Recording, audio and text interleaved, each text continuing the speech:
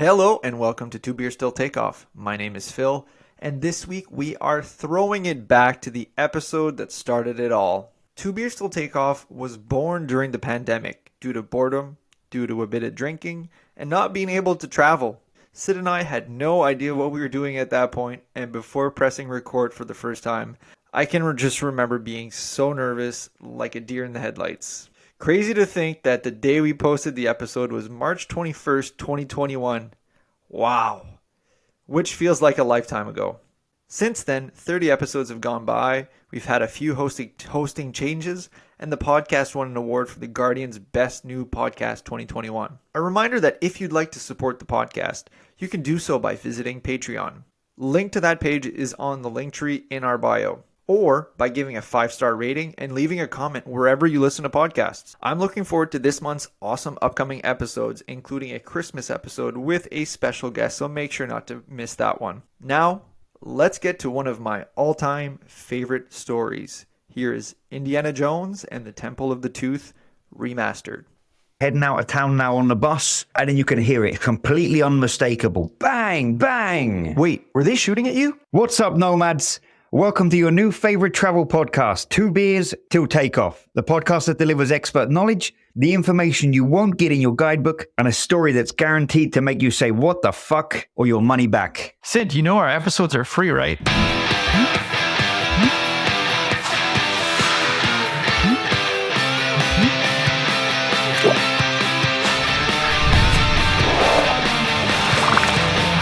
Sri Lanka. Most people haven't heard about this place. First of all, it's a place that has 2 consonants that start in the name. That's quite odd. Why did you want to go to Sri Lanka? I was planning a big trip around Southeast Asia, and India has always been sort of one of the top places to go on my bucket list. And for the purpose of not missing out a place on purpose, we're like, right, so we'll go to all the generic, the region of Southeast Asia, Thailand, Vietnam, Cambodia, we're going to go to India first because, fuck man, I'm never going to go to this part of the world without going to India. Like, it's really somewhere I want to go. Sri Lanka's so geographically close. Why would we miss it out? So it was kind of like, it ended up on the itinerary just because it was close to India, and we thought we could get there via like a cargo ship from the southeast of India across to one of the port towns in northern Sri Lanka, like how they used to transport the spices. Sri Lanka is kind of a mysterious place because I feel like not a lot of people know about it. It's a small, island. It's shaped like a teardrop as well. A teardrop tattoo, like all those SoundCloud rappers. That's it, yeah. All those old gang members you see coming out of the prisons, they've got Sri Lanka tattoos, not teardrops. Exactly. But so can you kind of give the listeners, for those who don't know, can you give them a bit more information about Sri Lanka? There are a lot of comparisons to be drawn between Sri Lanka and India. What I really loved about Sri Lanka was that it kind of delivered on all the areas that I was hoping to get from India that we didn't get in that trip. Sri Lanka has a really good nightlife, which is maybe not the highlight of many other people's trips to Sri Lanka. I can't imagine there's a lot of people who've been like, oh, fuck, I really love it.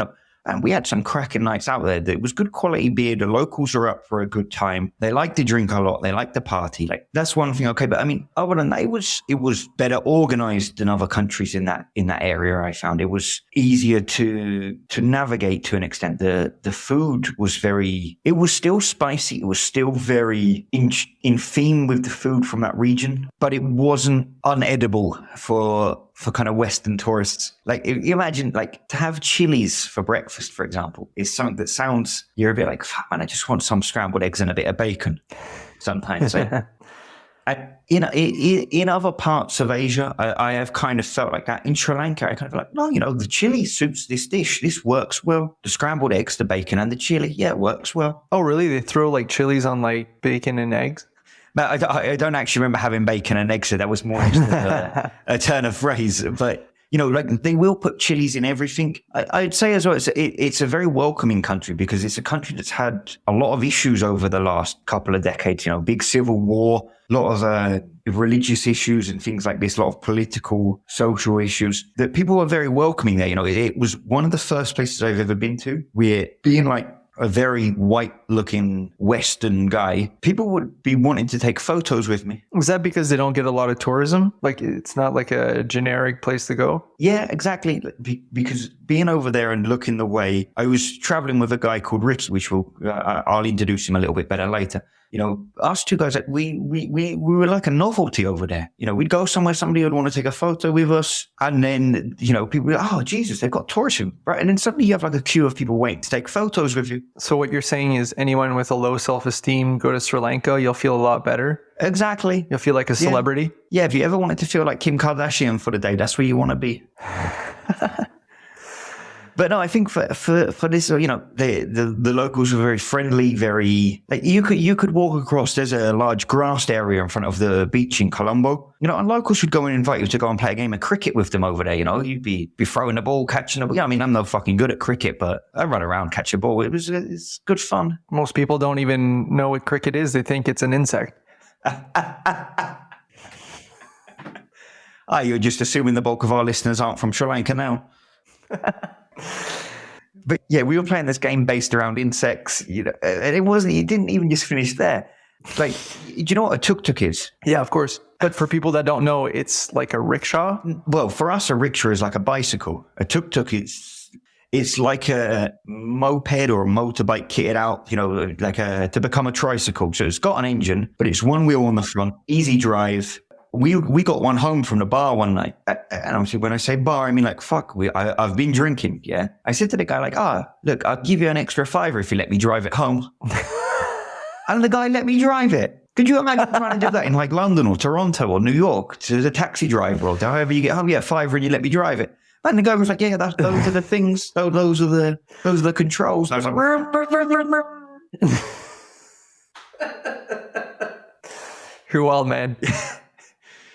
But I mean, I guess to summarize, like, we didn't know a lot about Sri Lanka when we got there. We knew they were a recently opened up country to the tourist world, to tourism as a way to boost the economy. We knew about Colombo as the capital. We knew elephants were a big thing there. You know, they've got a lot of elephants, elephant orphanage, right? The elephants, pet the elephants, play with the elephants, stroke the elephants, you know. Didn't know a lot more about that until after we'd already booked it.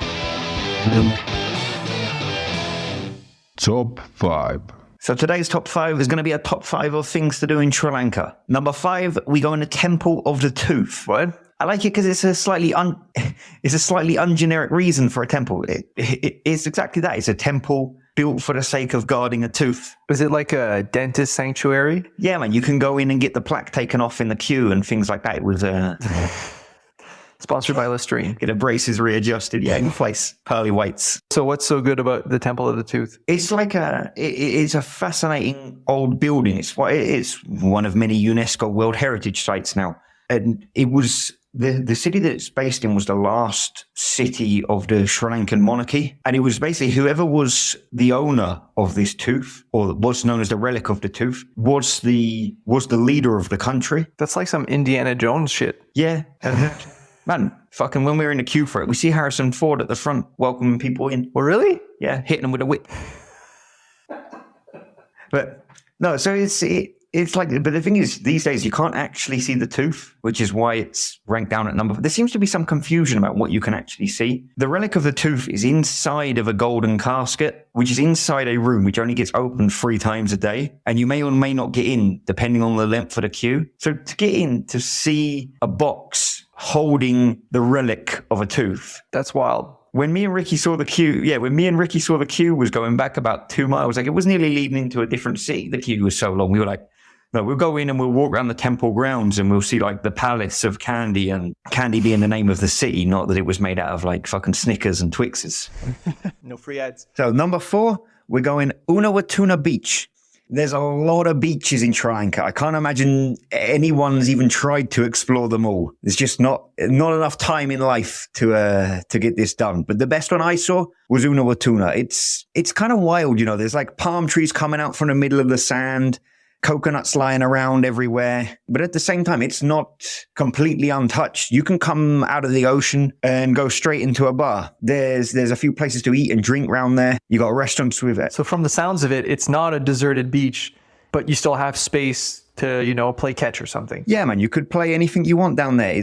It's a beautiful beach with the balance of tourism. You know, it's nice that the bars, the restaurants down there, they got these little plastic tables and chairs. You can sit right on the sand, eat your dinner, drink a pint, drink a cocktail, and jump back in the ocean. Lovely temperature of the water. It's like swimming in a bath, you know. I like that. I'm sold. I mean, it was probably the most touristy place we went there.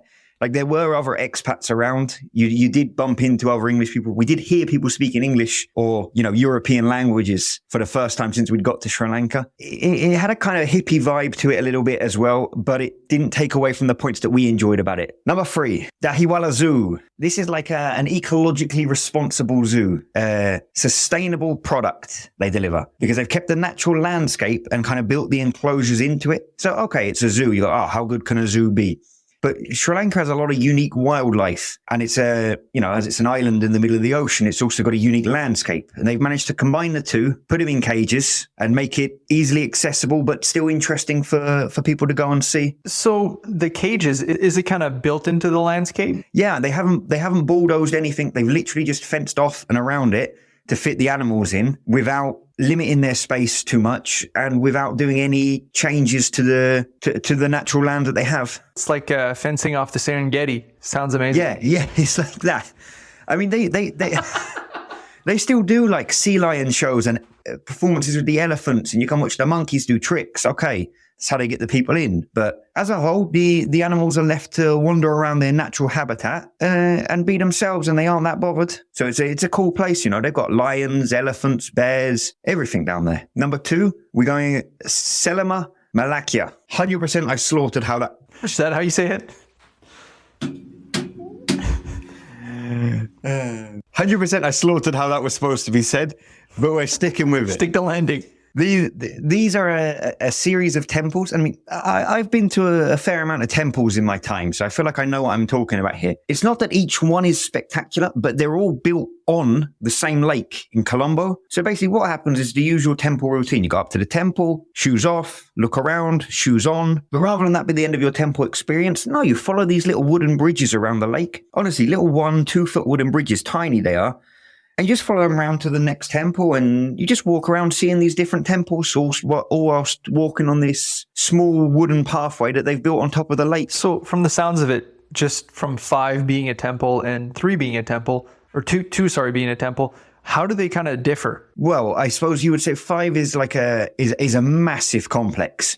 It's the temple plus the other buildings around it, plus the palace of the former monarchy. Selama Malakia. I said it better that time, I think. Maybe, I don't know, we'll check. They're tiny little temples. The main thing is that you're just enjoying the kind of environment around them and the walkway and the tranquilness of it. I suppose for us, because in and amongst trying to watch World Cup games and do unusual nightly activities that we like to try and do everywhere we go, it was quite hectic and quite intoxicating. So it was very good to kind of take a break and get this other side of things experience. There's no stress, no hassle. Everything's very slow-paced life over by these temples. You know, people are just wandering around.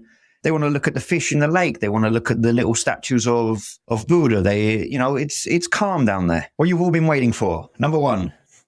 Never a doubt in my mind for this one. Elephants. You know, it's you can go to the elephant orphanage, pet the elephants, play with the elephants, stroke the elephants. It's elephant mad over there, you know. And I have to say to you, fuck going to the orphanages. I don't know why people are so big on that. No, when we got there, we met this guy in a tuk-tuk, and he was like, oh yeah, you want to, we said to him, oh, we want to see the elephants. He's like, no, you don't want to see the elephants, you want to ride the elephants. Like, oh, that sounds good. Yeah, we want to ride the elephants, you're right. So we got in his tuk-tuk, and he pulled up to this field. A couple guys approached us, these giant bamboo sticks, little pointy objects on the end, kind of like a spear, I guess, you know. They were using them to try and kind of manipulate the elephant's movements, try and keep control of them. And mahouts, they were called. That was their job title. They were mahouts, people that look after elephants.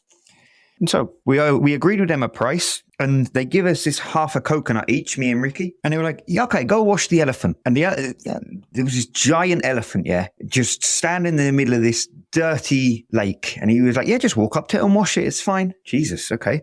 I mean, I wasn't really expecting to do this today, but okay. So we're scrubbing away on this elephant, and he was like, okay, very good, very good. Elephant clean now. So you're working for right. this guy. Yeah, man, we were cleaning his livestock.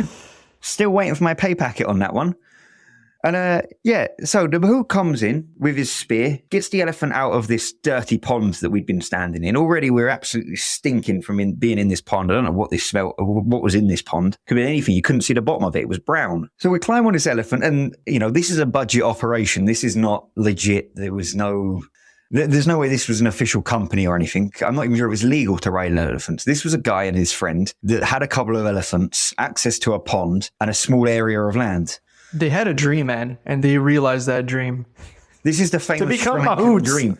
The famous Sri Lankan dream that generations have been working towards. So, anyway, budget operation. There's no saddle. We're riding this elephant bareback. Is that picture you sent me where you had a Chicago Bears jersey on? Yeah, man. I was the only guy in the field with a Bears jersey on that day. You're probably the only guy in the whole continent of Asia with a Chicago Bears jersey. Oh, especially during the Cutler era, Jesus. So we get on this bareback elephant.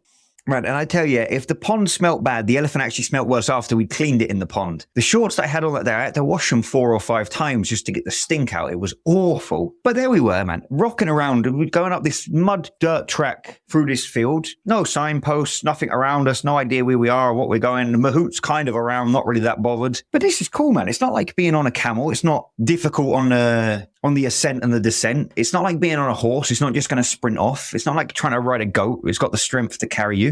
Like, this was great. Just walking around this field on an elephant. I felt like a real modern day Aladdin. So were you like on a harness? No, man. The elephant had a thing strapped across his front legs and I guess part of his neck that you could hang on to. I had that and Ricky just had to kind of like hang on to me. But there was no safety precautions or anything. Hospital nearby, though. Well, the tuk-tuk guy that was clearly on commission was probably still waiting outside. So, yeah, we could have got him to take us somewhere. So we just went over the top 5 best things to do in Sri Lanka. Now that we've got that out of the way, let's take a look at some of the things that you maybe didn't like. Okay, yeah. So I mentioned earlier, like they are quite organized, but at the same time, they're really not efficient. Like if you're going to catch a bus or a train, you can wait a couple of hours. Like, okay, things are well thought out, but they're not necessarily well executed. And at the same time, the place is a little bit hectic. You can get caught in the markets, in the street stalls, and end up wandering down the wrong road and getting caught in the hustle and bustle and suddenly you don't know where you are. There are pleasures to be had in that, but it makes it difficult to organize or plan your own trip. In the way that you can maybe miss a bus or something and lose a day. Yeah, exactly. Especially because for a lot of Western tourists, when you get to Sri Lanka, you only get a short visa and your trip might not even be as long as that visa because you've already had to book your flight out. You've already had to plan your exit before you've got there. You've not got a lot of time to play with to go and see all the things you want to see. So this kind of concept that you can get really distracted can cause such a problem. A few other things I didn't really like that kind of link into this, I guess. Maybe they were still one step up from India, but it's not the most hygienic place to be. There's not a lot of sanitary facilities. You could, for example, describe the train travel as not exactly luxurious. No? Why not? You'd be lucky if you had space to sit on your friend's lap, let alone to sit in your own seat. So like lap service is like a class. They love to spit as well. There's really a big thing about spitting there. A lot of chewing tobacco, or I think it's betel nuts mostly. Not the worst culprits for betel nuts, but there was a lot of spitting and a lot of weird things coming out of people's mouths. Weird colored spit. Yeah, so I don't know if it was always betel nut, but as a whole, Sri Lankan seemed really, really happy to spit on the floor. Like one guy might spit and fucking high five his buddy because he was so pleased he did it. So betel nut is a nut that people chew in some parts of Asia. For those who don't know, its effects can be euphoric, raises your blood pressure, raises your heart rate, makes you feel more alert. Kind of sounds like a little bit like a more intense caffeine that people chew. It's like what you get if Pablo Escobar doesn't work in your neighborhood. But yeah, I never tried it. It's not really my style. I don't think it was the only thing they were spitting. I've definitely seen countries that consume a lot more of these nuts. But there were spitting of nuts. It was happening often, and it was all over the floor. Nasty. Food and drink. Chilies. Love them. Can't talk about Sri Lankan cuisine without chilies. The the food is hot. There's no way to get around this. They put chilies in everything. Chilies in a breakfast, chilies in a lunch, chilies in a coffee. You drink a beer, somebody's going to put a chili in it. Really? Do they? It's spicy. I've already drank habanero pepper vodka. It's not nice. It's like you drink it and then there's the burning of the vodka, like the shot, but there's also the burning of the fucking habanero. It's like double burn. And that's what they like. I guess they just had too many of them to go around. They need to get rid of them. But, the reason I'm bringing this up is because Sri Lanka has so many spices, herbs, different ways of flavoring food that it kind of works. They kind of get away with it. Traditionally, they were like the stopping point for the boats carrying the food, the spices between India and the food from China and the rest of Southeast Asia. And as a result of this, they kind of got a mixture of everything. They use chilies. They also use lemongrass, coconut. They use whatever goes in Chinese 5-spice mix. I don't know. I'm not a chef. But it's a combination of different Southeast Asian cuisines. It's a plethora. They've got a plethora of spices. Exactly. Jesus. Did somebody say dictionary in here? Is that your first language? And yeah, as such, they kind of get away with it because the chili doesn't become overpowering. And for this, I really enjoyed the curries there much more than I did, again, to go back to India, much more than I did in India. They get away with putting chilies in breakfast, I mean, I'm a scrambled eggs and bacon kind of guy for breakfast. So I'd go scrambled eggs, bacon and chili to fit in with the locals. And it would work, yeah. I tried. I'd give it a go. No, so they do a good job with that as well. They're a lot more focused on seafood curry, which I like. A lot of prawns. It's like what's that, like a shrimp? I don't know, which part of Australia are you from? Yeah, so a couple small pink crustaceans. The name depends where you're from. Different fish, crab, mussels. They do some good seafood down there. Wasn't my main focus for breakfast though. To get away from the chilies for breakfast, curries. They do something there called appam, probably a little bit like the temples on the water. Not sure I pronounced that very well.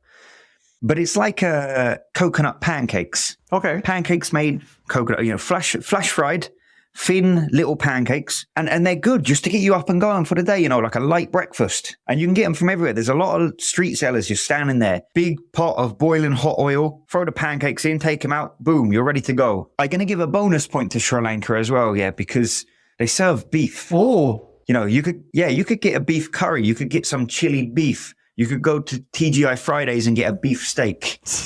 Mozzarella stick starters, the full works. So what's the loophole that they can and India can't? I guess the loophole has been to do with the diversity of different religions. They've got larger portions of the different major religions and they've kind of had to be more flexible with it. Okay, that's interesting. So do you think Indians would if ever they're dying for a steak, they'll just go on vacation in Sri Lanka? Yeah, they probably sneak down, with their glasses and the mustache at the airport so nobody knows they're running off for the weekend. Because, man, after we'd been there for a little bit of time, we were dying for a steak. So it was great that Sri Lanka could deliver that. That's good to know for travelers, right? If you're dying for a steak, just take a detour to Sri Lanka. Yeah, of course. I know we're in the vegetarian vegan era. People are very cautious about this kind of stuff. But, for those of us that still do like a steak, it's good to know. Moving more to the drink side of things. Sri Lanka was an absolute sleeper in terms of alcoholic beverages. I did not expect it to deliver what it did. The national beer is called Lion. Strong name. Strong name. Strong animal. What else do you want? Exactly. You just want to look at a logo and a name, don't you, when you're drinking a beer? What's the one from India? Kingfisher. Yeah, Kingfisher, Lion. I'm going Lion. Yeah, I've never even tried either. Lion's going to eat a kingfisher every day, isn't it? If they have a fight, it's pretty simple. But no, man, it was good, refreshing. It had some character to it. Yeah, so we used to frequent this bar up in Colombo called the Tap House, and you could get a 2-liter tower of Lion, and it was like €4 or something like this. It was such a good price. And imagine walking around the bar with a tower. You feel like the Don. You feel like the boss of the place. You can imagine these two Western tourists walking around with a tower in each arm as if they don't know what to do with it. And I tell you, the Tap House was a good place to be because you'd meet a lot of locals there. It was, the reason I brought up Colombo and Sri Lanka as a good night out, because you could meet other people there that wanted to party. We'd end up in private parties. We'd end up in karaoke bars. We'd end up in different nightclubs. Like it was the birthplace of so many good nights out. And Lion was always what we were drinking there. Where would you rank Sri Lankans in terms of karaoke skills? Oh, somewhere in the top 12. Yeah, like I'd be honest, there was a few of them, they could belt out a pretty good ballad. But when me and Ricky got on and we did Wham, Wake Me Up Before You Go, we bought the house down. They'd never seen anything like it. You got like a record deal from this trip. And as well as good beer, the other thing they did well is the local spirit. Okay, everybody does their local spirit well in theory, but there it's called arak. It's like the country? Close enough. Spelt with an A. It's fermented coconuts. As you guess, they do a lot with coconuts. Coconuts are a big part of life there. And it's not like local liquor that you feel like, oh, Jesus, this is going to make me go blind. This is going to put hairs on my chest. This had a bit of character, had a bit of taste to it. Even whether it was bought from the shop or bought from somebody that was making it in their bathtub, it was generally still pretty good quality, pretty tasty, full of flavor. Did you taste the coconut? No, man, you couldn't taste much past the burning. But I like the idea that it had coconut past the bathtub. Yeah. So a little anecdote for you. When we were in Kandy, it was a day of Poya, which for religious reasons is a day you can't really get any booze.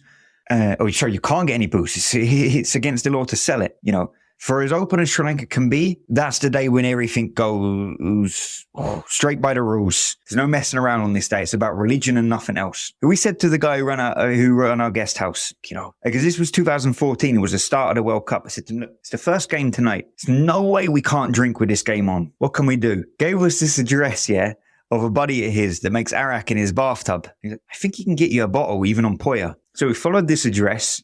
We ended up going upstairs of a little, Jesus, I mean, it was hardly even the entrance to a building. It was tiny, this place. Walked through a dark alleyway even just to get there. Like, we were a little bit on edge. Go up, and okay, there's 2 pool tables. No one using any of them. There's 4 old guys sitting in the corner playing a game of cards. All of them are smoking cigarettes. Like, it didn't look like we'd be welcome there. Sketchy, yeah. So, guy looks at us. Don't think he's ever seen a tourist before in his life. I'm like, hello, 1 arak, please. I need 1 arak. And I think, again, the pronunciation took him a minute. He was like, arak. Iraq? No, arak. He's arak. like, this guy's from Iraq. Yeah. Let me see your passport. So the guy got that we meant Iraq, yeah? And he goes, 1 moment. He's not said anything to us other than that, so we don't really know what he's going to do. Goes out to the back, comes out, unmarked bottle, puts it inside a brown bag, 1 Iraq. Okay. Man, the guy asked for like €2 for the bottle. I'm like, what else are we going to do? Like, this is our option. If we want to drink tonight, we're having this arak. So we give him the €2 or whatever it is, take it away. And like I said, it didn't make us go blind. Oh. Didn't kill us. We drank it and it was great. And it was good to get a buzz on for the game. Do you remember who won? I think Brazil beat Croatia. This was the 2014 World Cup. But to be honest, the only thing I remember is that I lost my bet and that I was hungover the next day. So Iraq is good. If you're in Sri Lanka, folks, try the Iraq. Yeah, and don't be scared of the bathtub stuff. It's the best. Hey, are you interested in getting exclusive, behind-the-scenes content from our travels, early access to our episodes, or just want to grab 2 beers with the boys? With the boys! Then head on over to patreon.com/2beers till takeoff. Link in our Instagram bio. Get subscribing. With the boys! Story time. So, Phil, you want to hear a story? I would love to. So I'm over in Colombo, Sri Lanka, in case anybody didn't get it. Over there with Ricky. Our Sri Lanka trip so far, it's been as unorganized as you can expect from me and anyone that travels with me. It's not a trait that we have to plan things through. We've only got a couple of days left because we didn't just miss a flight over here. We missed 2 flights. I mean, this is a story for another day, but we really fucked. That's pretty typical. I mean, I think 1 maybe is typical. I think 2 was over the top. But anyway... So we already caused ourselves trouble. And then Rishi got sick to the point where, like, this is one of my best buddies. And I was thinking, like, if I just give this kid, like, 6 cartons of orange juice and a pack of toilet roll, can I leave him here and go off and do my thing and come back and pick him up another day? Like, I mean, I didn't really entertain this idea because it was a bad idea from the start. But it was at that point where we were running out of time. I was thinking maybe this is something I need to do because Sri Lanka's not somewhere you visit by accident. Like, it's an island in the middle of the ocean. Yeah, it's not like intercontinental country in Europe where, it's like a hub city that you're going to be back. It's not a Frankfurt, it's not a Paris, that type of thing, right? Exactly. You visit there on purpose. And as much as I loved Sri Lanka, I wasn't sure we were going to be back anytime soon. And I had Gow up there as one of my top things I want to do on this whole trip.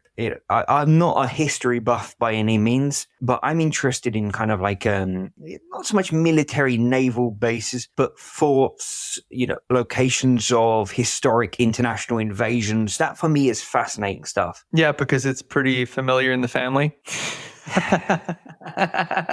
We've done a couple.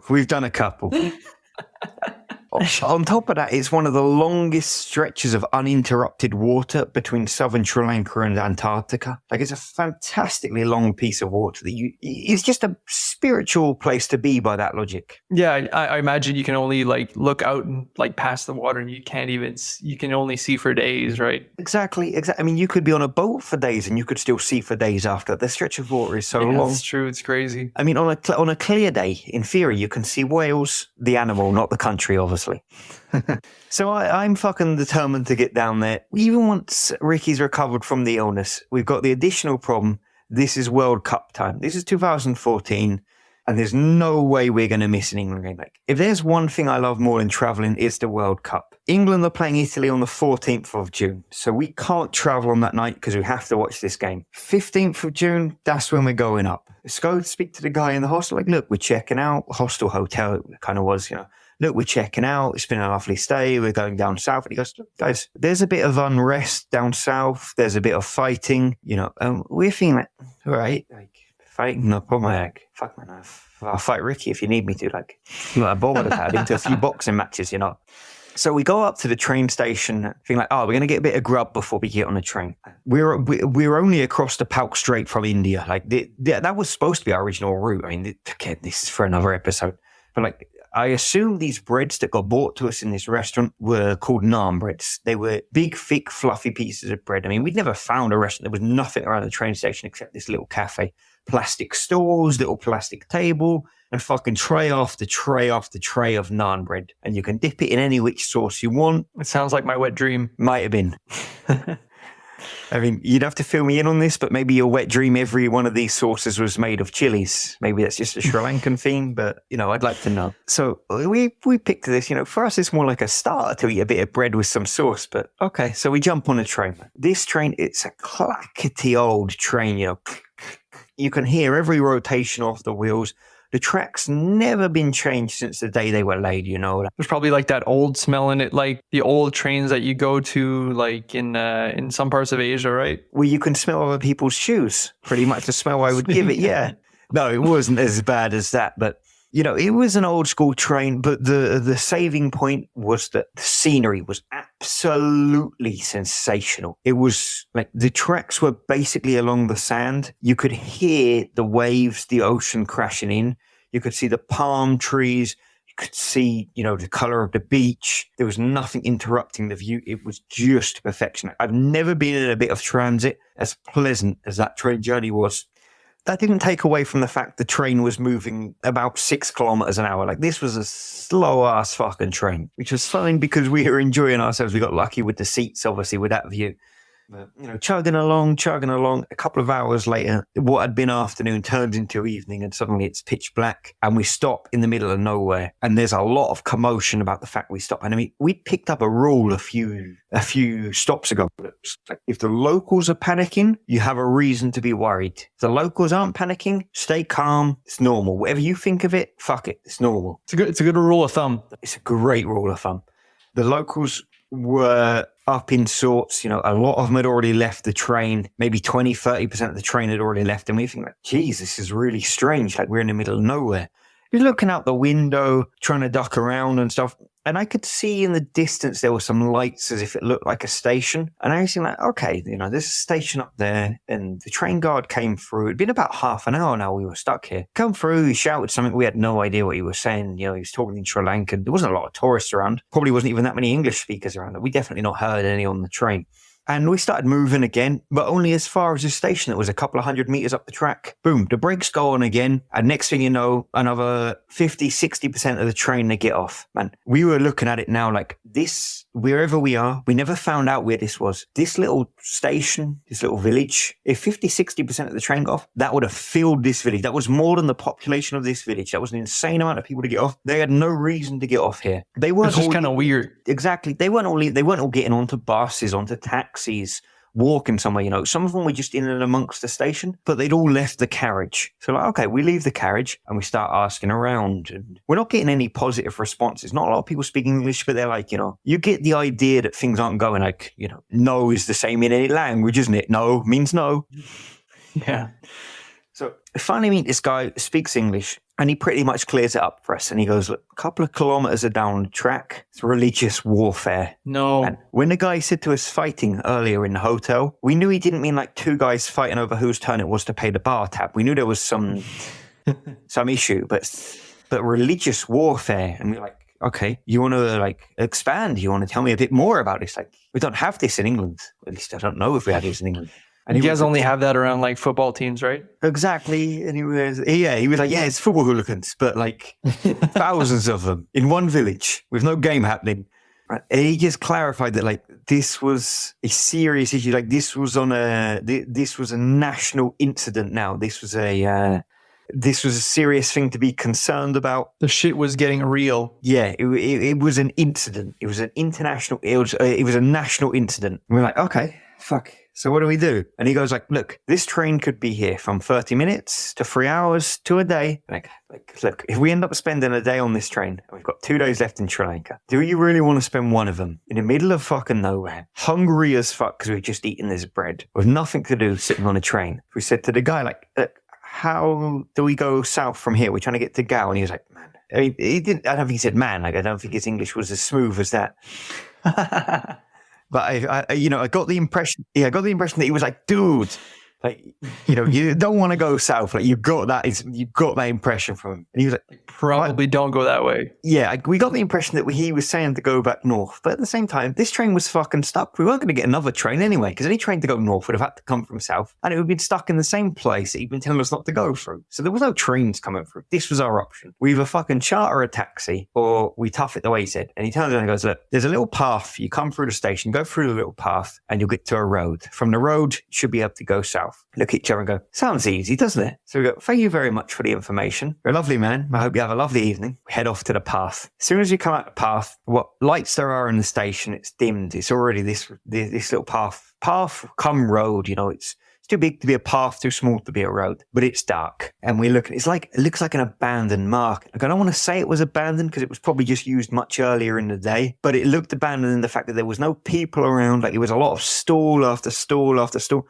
But they were like cheap metalwork that was mostly sellotaped together. Some of the more permanent stands, maybe they were welded, but most of this was just fucking sellotape and chipboard. And then you can see the wares, you can see the merchandise, and fuck it, we're packing up at the end of the day. That's it. Like, this was not like going shopping in Milan or Paris or London. It was the other side of the There's no luxury, no extravagance. No, and on top of this, there was just a lot of like rotten fruit on the ground, like just loads and loads of pieces of giant, like jackfruit or watermelon, you know, big pieces of fruit, flies around, garbage bags. Like, it was a really smelly, not pleasant place to be. It was a smelly little path, to be honest. The thing is, this wasn't even the problem. The problem was there was about 8, maybe more cows on this road. Me and Ricky, we're not the best to deal with wildlife anyway. We're not naturally good with this kind of thing. We're not the two kind of people you'd want to take into the wilderness.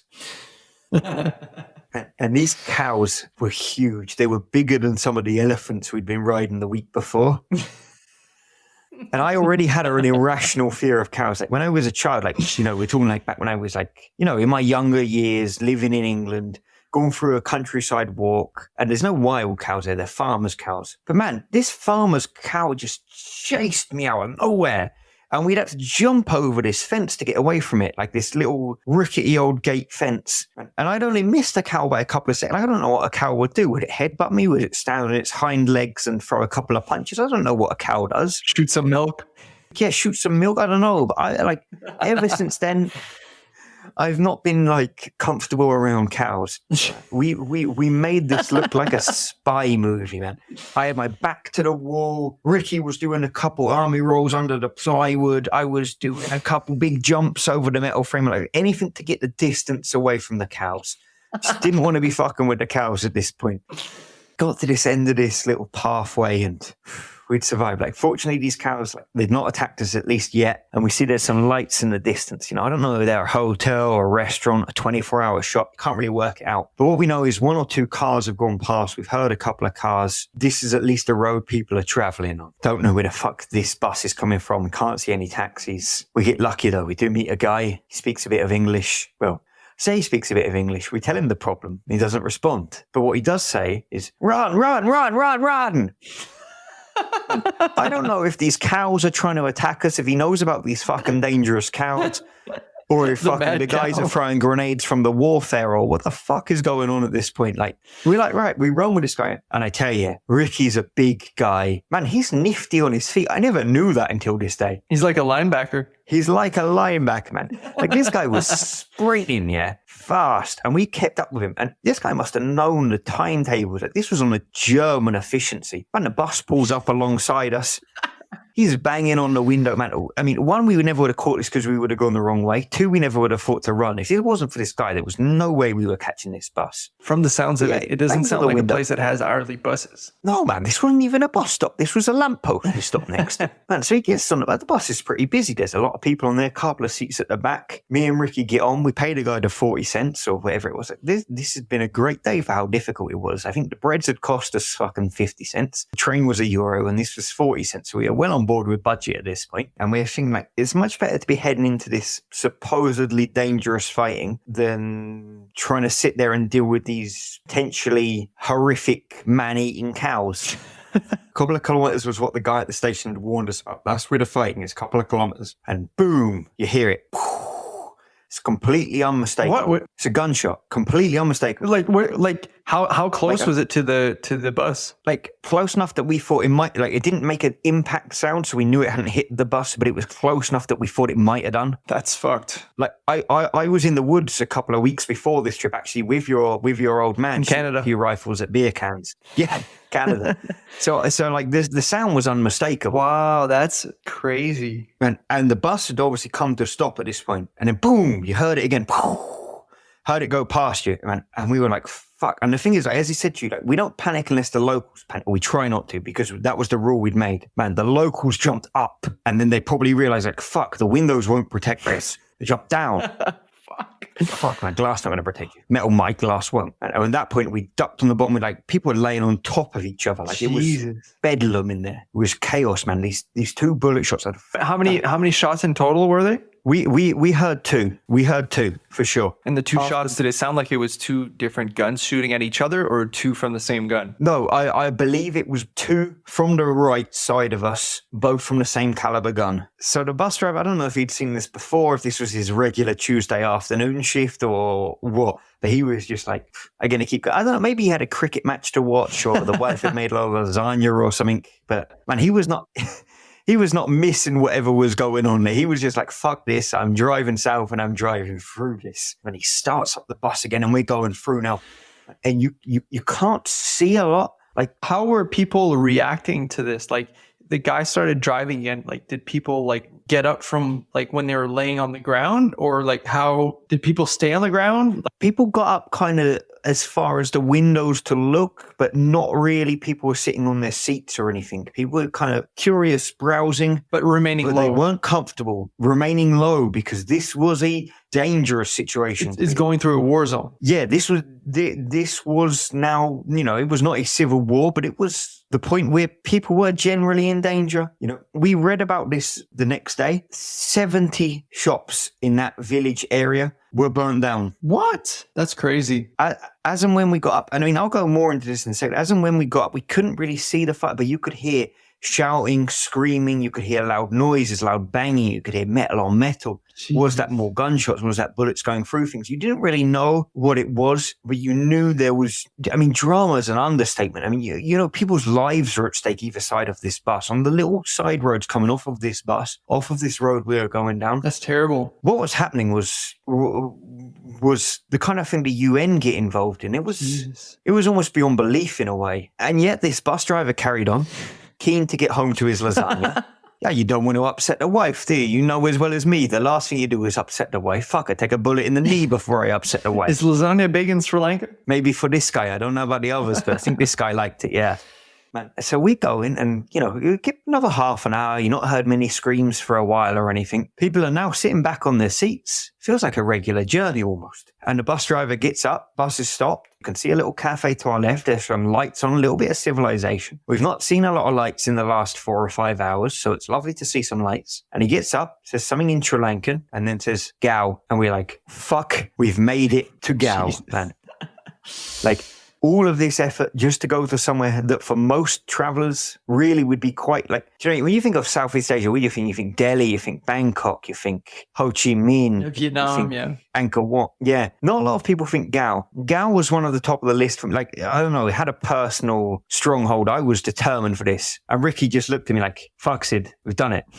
It was like a moment where you're like, we've won. Like, we've gone through so much adversity, we've won. Well, we thought we'd already won, but the night didn't finish there. What separates Gao Fort from Gao City is just a couple of small footpaths. Inside the walls of Gao Fort, it's a kind of a bit like Dubrovnik, but less commercialized. I guess I couldn't guarantee that, but it kind of holds more true to its fort basis. But you kind of sleep inside the fort walls. You've only got these couple of small walkways to get in. So would Gao see a lot less tourists than Dubrovnik? Like, would they ever close in their high season? Not much less, man. It's not less. It's not like you're going to go up to a wall and you're going to see like 25 people queuing up to take a picture of a brick that was in Game of Thrones. It doesn't happen in Gao. You do get some tourists, but not like that, yeah.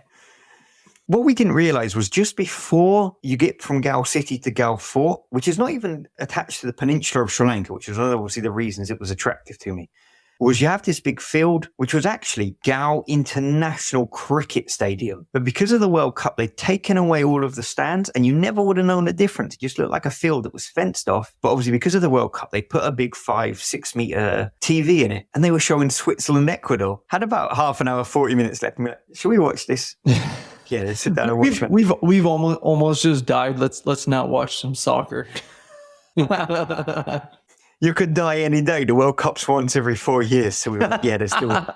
There was only us and one other Sri Lankan couple sitting in there. We thought, we're going to spend half an hour, 40 minutes watching Switzerland, Ecuador right now because why not? We just survived and it doesn't sound like anybody's getting killed up here. So Switzerland score a 93rd minute winner. Game's not quite over yet, but we're kind of getting up to go for one solid reason. The only other people in this field are us and the Sri Lankan couple. In the whole cricket stadium, it's only you two? Or you four? Us four, that's right. They've cleared out an international stadium for 4 people.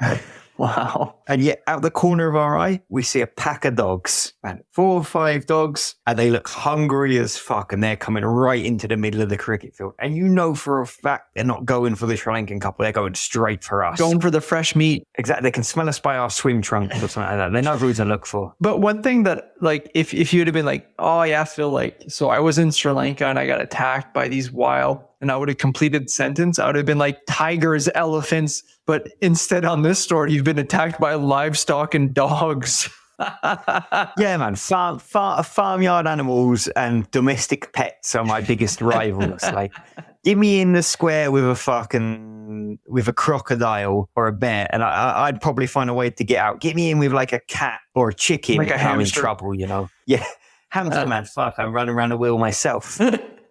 But anyway, we back out of the field. We managed to get away before they get close enough to us for it to be a problem. Go along the path into Gao Fort, and that half an hour, that half of football, it's really cost us because every light that was on when we arrived, it's now off. The whole fort is pitch black. Every road, every shop, what possibly could have been a hotel, it's closed. There's nothing going on. So, like, once game ends, what time are we looking at? Like, it's early hours of the morning now. You know, I mean, it's been pitch black and dark for a while. These are not the type of people that stay out for a long time. Sri Lankans are sort of early to bed, early to rise kind of people, I'd say, as a whole. And I mean, this is, to hazard a guess, this is 2 o'clock in the morning. We get to the one kind of hostel hotel we knew about from the guidebook. Whoever was buying these places from the fort originally, they got big plots of land. Like, this place is huge. They're knocking on the gate, nothing. Knock on the gate again, still nothing. I mean, there's no light on, so we're not really sure what's going on here. I mean, you know when you like check into like the Hilton or the Marriott, you get like a big fucking sign like, welcome to the Hilton All to the Marriott. So we go in through the gate, get up to the front door. I said to Ricky, look, I'm going to try this again. Bang on, nothing for 30 seconds. I said to him, look,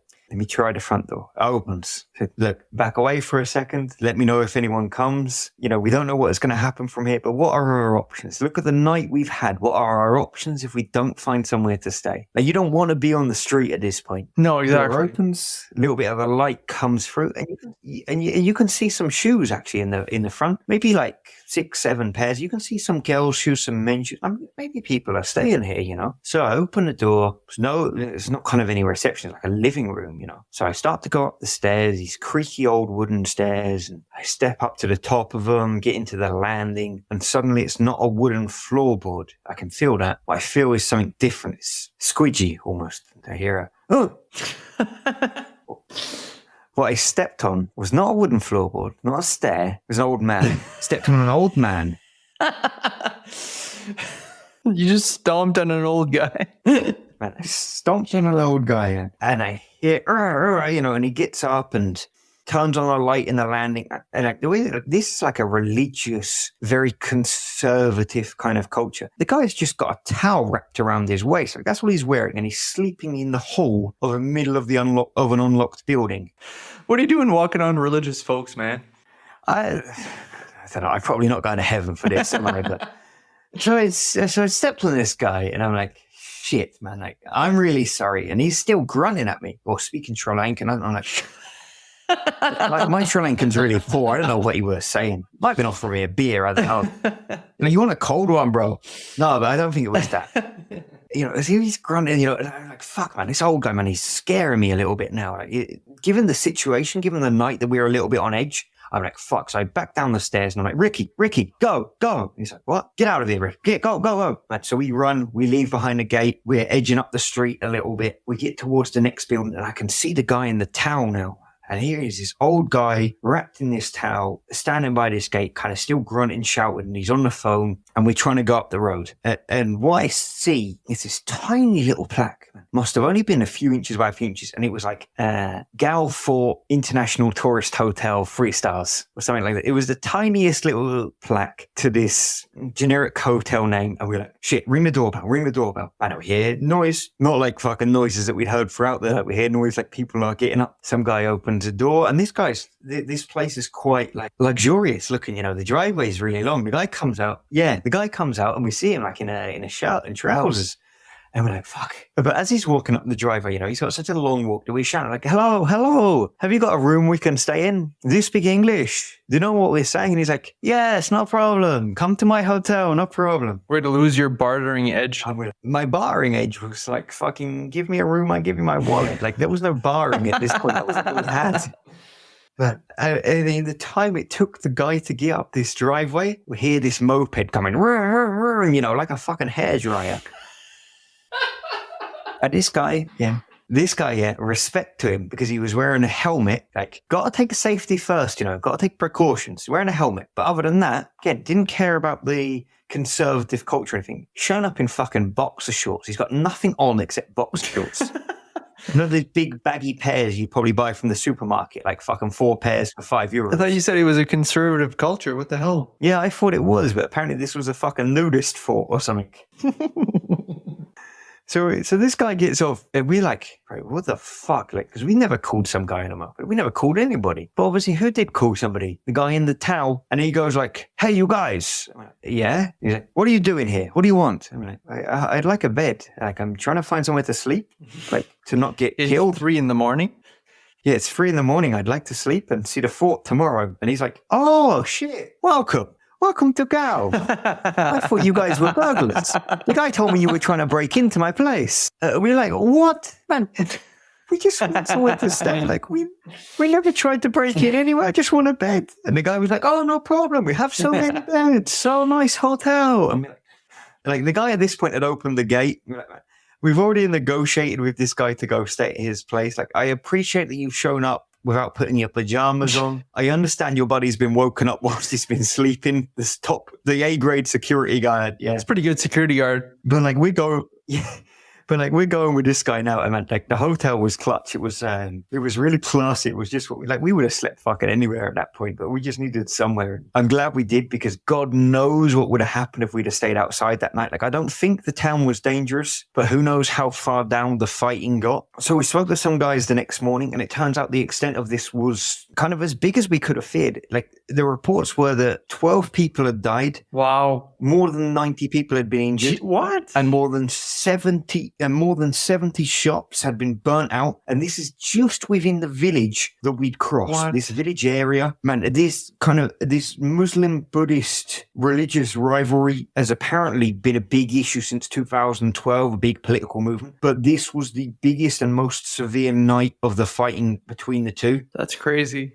But the repercussions of it were massive, obviously. Like, there's even a Wikipedia page just on this night now. The Wikipedia page, if you look at it, it says, it says at least 4 dead. What we were told was more than that. And obviously, Wikipedia says at least. So I'm still going with it was 12. What was the date again? Just so that our people that are Right. listening that can go check it out. 15 of June 2014. Okay, cool. That's crazy. Like that you kind of went through one of the crazier times to ever be in Sri Lanka, like in modern times anyway, right? Yeah, So this became kind of the statement night of the era for this movement, and it was crazy not just to be there at that point. It was crazy to be in the village area at that point. Like really, anything could have happened to us. You know, Molotov cocktails.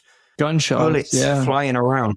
We survived it. We got through it. We did our bit of our trip that we planned. I got to see Gal as I'd always dreamt of seeing, and we managed to get back without getting scarred. Thank you for listening to Two Beers Till Takeoff. Do you want free additional content or just to stay connected with the show? Then give us a follow on our social media platform. That means TikTok, Instagram, Facebook, all of them. Are you in need of podcast production services, video editing, or anything in between? Then look no further than Strut Sound Productions, the official producer of the Two Beers Till Takeoff podcast. Music produced by Alex Gagne. Check out his work in our show notes. Voiceover done by Viking Leo K. See you next week on Two Beers Till Takeoff.